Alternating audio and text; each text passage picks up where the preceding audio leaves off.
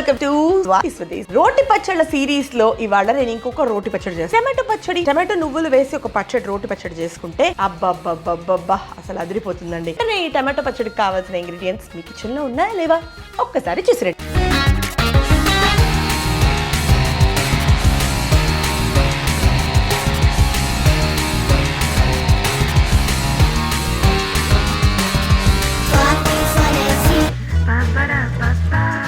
నువ్వులు చాలా చాలా ప్రోటీన్, చాలా మంచిది.